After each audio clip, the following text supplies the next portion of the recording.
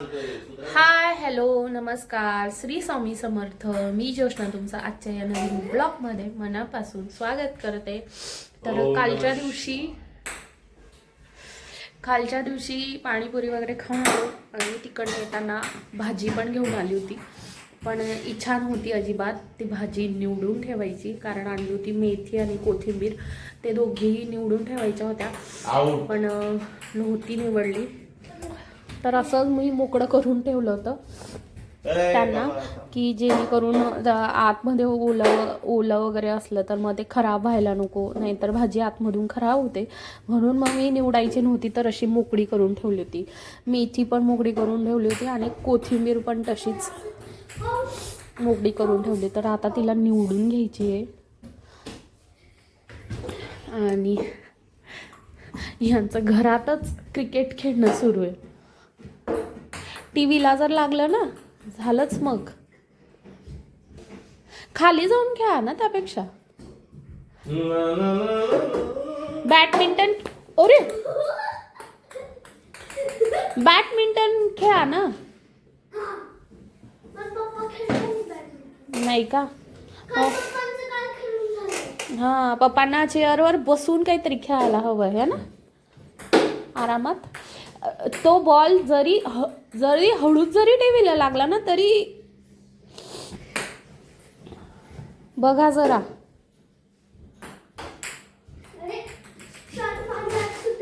Press उचल ना. आणि असं काय ठेवले तिला? सर का मला ती भाजी निवडून घेऊ द्या. हा, मग तुम्ही निवडा.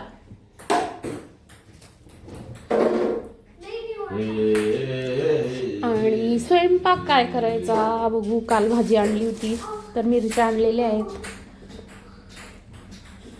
तर या भरून मिरच्या आज नाही करणार, उद्या करेल. कारले आणि दुधी भोपळा.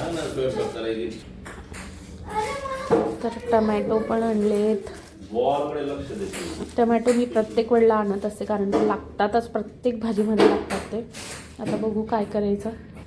स्वयंपाक रविवार आहे आणि काय बनवावं अजिबात सुचत नाहीये. बघूया काय करायचं ते.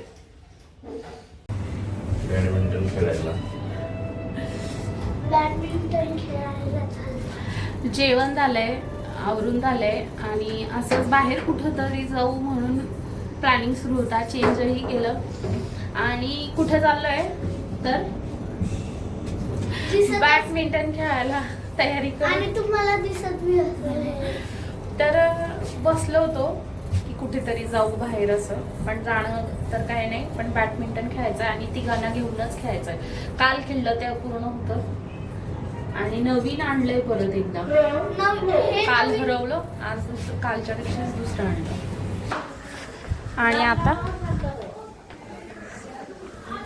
आणि आता परत सगळ्यांना घेऊनच खेळायचंय. बघ त्या गर्ल्स आहेत त्यांच्याबरोबर खेळ ना. गार्डनला नको, इथेच खेळूया. तिकडे वरती गेलं येतं का? हा, इथे वरती अटकलंय फुल. अरे तिकडे कुठे चालले? तिकडं कुठं खेळणार? पप्पांना खेळू दे की पहिले.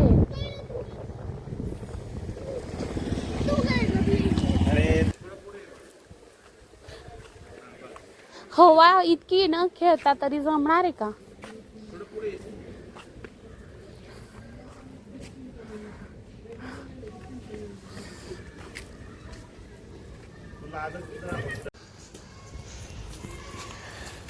तर मम्मी बघ कशी हरतीये.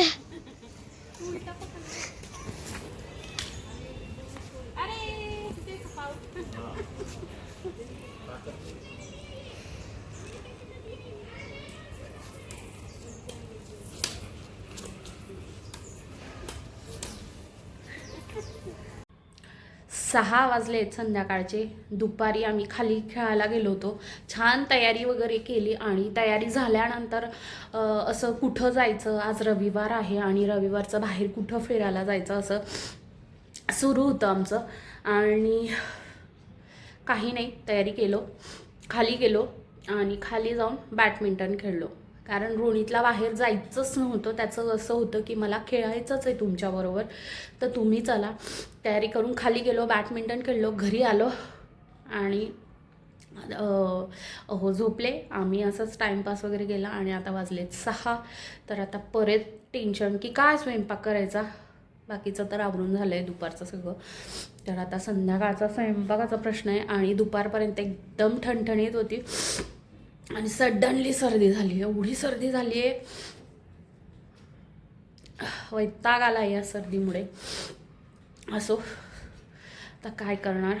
कदाचित आयुर्वेदिक ट्रीटमेंट पण नाही आहे यावर. ते म्हटले की तुम्हाला ॲलर्जिकच आहे. पण ॲलर्जी पण कसली, फोडणी, ते म्हटले फोडणी आणि फोडणी देतो आपण भाजीला किंवा झाडतो, तर त्यावेळेला तुम्ही मास्क वापरा. तर मी त्यांनी सांगितलं आहे त्या दिवसापासून भाजी करताना, फोडणी देताना, झाडताना नेहमी मास्क वापरूनच काम करते. किंवा मला असं वाटलं बाहेर धुळीचं आहे तर मी मास्क वापरूनच काम करते दवाखान्यात जाऊन आल्यापासून. औषध आहे, विटॅमिन डीची कमतरता होती तर ते औषधही सुरू आहे. बाहेर येता जाता स्वेटर आणि मास्क कंपल्सरी वापरते. थंड वातावरण असलं की स्वेटर मी अजिबात काढत नाही किंवा मास्क मी तोंडावरचा काढत नाही. गाडीवर गेली तरी मास्क घालूनच जाते. पण तरीही झाली सर्दी. आता कशामुळे हे होते हे पण कळायला आता मार्ग नाही. कारण एवढी काळजी घेऊन पण आता सर्दी होते म्हटल्यावर काय करणार. असो, ॲक्च्युली हा आमचा फॅमिली प्रॉब्लेमच आहे माहेरचा, सर्दीचा. प्रत्येकाला आमच्या इथे सर्दीचा त्रास आहेच पूर्ण फॅमिलीत. मला आत्तापर्यंत नव्हता, पण या गेल्या 2 वर्षापासून सुरू झाला आहे. आणि प्रत्येक मंथला व्हायचा आधी. आता असं झालं की प्रत्येक दर 2-3 दिवसाआड होतोय. त्यामुळे आता नको वाटतंय, सहन करणं होत नाही, चित्त लागत नाही, नागत फार खूप त्रास होतो, भयंकर त्रास होतो. असो, तर आता बघू काय स्वयंपाक करायचा. परत हे झोपले होते, चहा वगैरे पिला, थोडंसं त्याने TV वगैरे बघितला आणि आता अगेन तो त्यांना घेऊन गेला आहे खाली खेळायला. कारण आता मी त्याला मित्रांबरोबर पाठवत नाही आहे खेळायला. जरा थोडंसं फार खेळणं त्याचं वाढलं होतं मित्रांबरोबरचं, त्याच्यामुळे मी आता थोडंसं त्याचं ते कमी केलं आहे.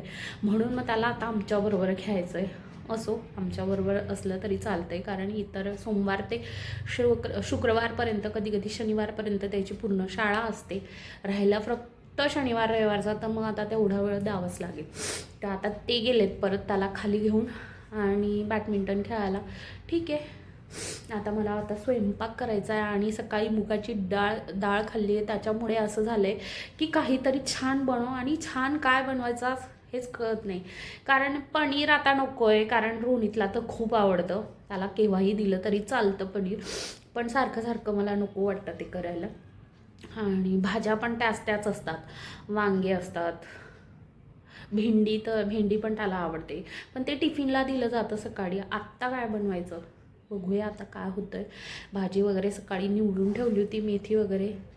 आणि असं आहे की कोरडं खायला पण तयार नसतात. पराठे वगैरे पण आम्हाला चालत नाही. आम्हाला काहीतरी ओली भाजीच पाहिजे, म्हणजे की छान चुरून खाता येईल. असं सुकं पण नाही आवडत. बघू. आणि या सर्दीमुळे तर अजून जास्तच वैताग आला आहे. तसा भोपळा आहे छोटासा, याचेच पराठे करावे म्हणते.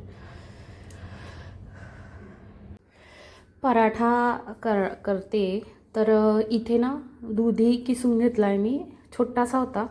तर मेथी पण होती तर थोडीशी मेथी पण घेतली आहे. लसूण घेतला आहे, याला आता बारीक ठेचून घेईल. आणि कोथिंबीर आहे. चटणी करून झाली आहे पराठ्यांसाठी सोबत खायला.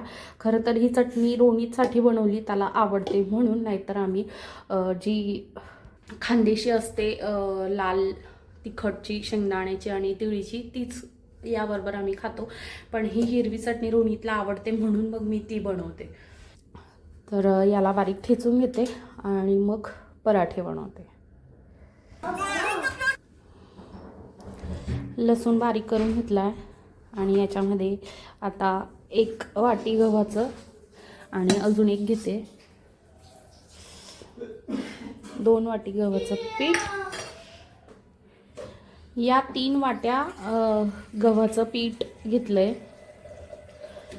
छोटीशी वाटी आहे आणि या 3 वाट्या गव्हाचं पीठ आणि त्याच्यात ज्वारी बाजरीचं आणि बेसन पीठ. 3 वाटी गव्हाचं पीठ आणि 1 वाटी बाजरीचं. बाजरी आणि ज्वारी मिक्स आहे याच्यामध्ये, या पिठामध्ये. आणि अर्धी वाटी बेसन पीठ. या वाटीचं प्रमाण घेतलं आहे. मी सगळं अंदाजानुसार करत असते, असं वाटीचं प्रमाण वगैरे मी करत नाही, पण फक्त दाखवण्यासाठी म्हणून तेवढं वाटीचं प्रमाण सांगितलं आहे.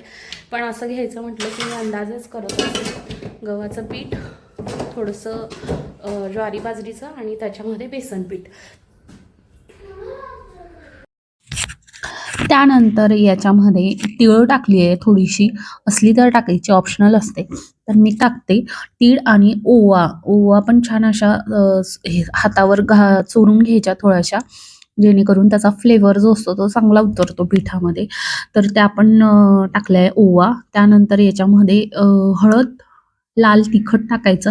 लाल तिखट वगैरे आपल्या अंदाजानुसार, की तुम्हाला तिखट हवं आहे, कसा हवा आहे. मी नॉर्मलच टाकते कारण चटणी बनवलेली आहे त्याच्याबरोबर म्हणून.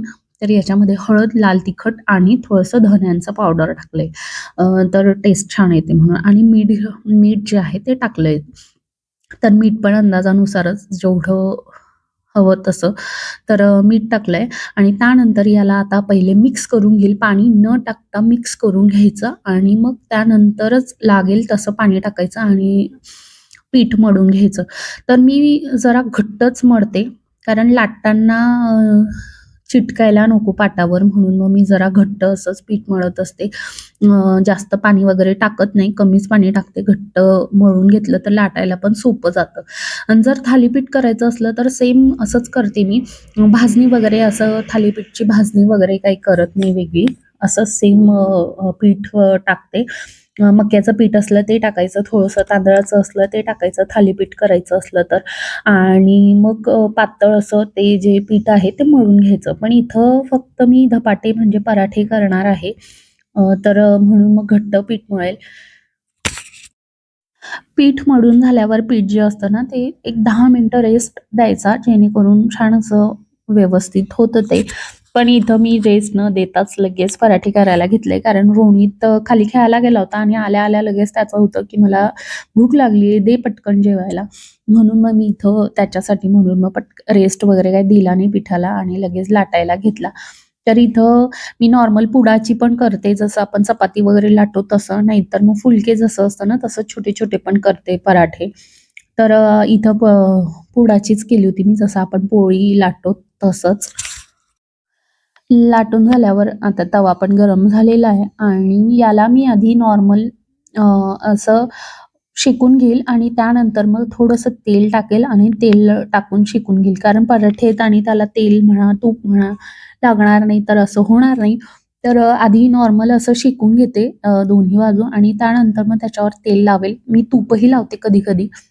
रोणीचा असला तर मोस्टली मी तूप वापरते, पण आता सध्या तूप तयार केलेलं नाही आणि आणलंही नाही, त्यामुळे मग तेलच लावणार. तर इथं छान असा दोन्ही साईडने आता पराठा जो आहे तो भाजून घेईल आणि त्यानंतर रोणीतला चटणी बरोबर दिलं की त्याला खूप आवडतो. पराठा रेडी झाला होता आणि रोणीत पुढं वाटच बघत होता की कधी मला पराठा मिळतोय आणि कधी नाही. आणि मेन म्हणजे त्याला जी हिरवी चटणी बनवते मी खोबऱ्याची, तर ती त्याला खूप आवडते, म्हणून तो एक पराठा सहज खाऊन जातो. जर चटणी नसती बनवली तर मग सॉस वगैरे, सॉसपेक्षा बेटर आहे की चटणीच खाल्लेली. तर आजचा व्लॉग जो आहे तो असा झालाय की आज काहीही केलं नाही, तयारी केली पण बाहेर गेलो नाही. खाली खेळलो थोड्या वेळ आणि लगेच घरी आलो. तर असं, आणि त्यानंतर सर्दीचा त्रास सुरू झाला. त्यामुळे आजचा व्लॉग हा एवढाच.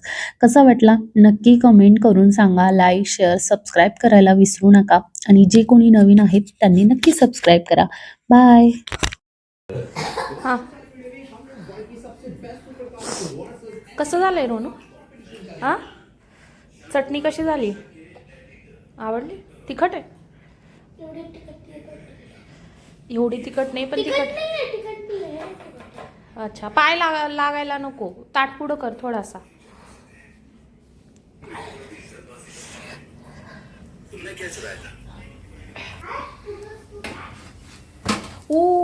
जळाला. पराठा जळून गेला. तुला बघायला आली तिकडं तेवढं.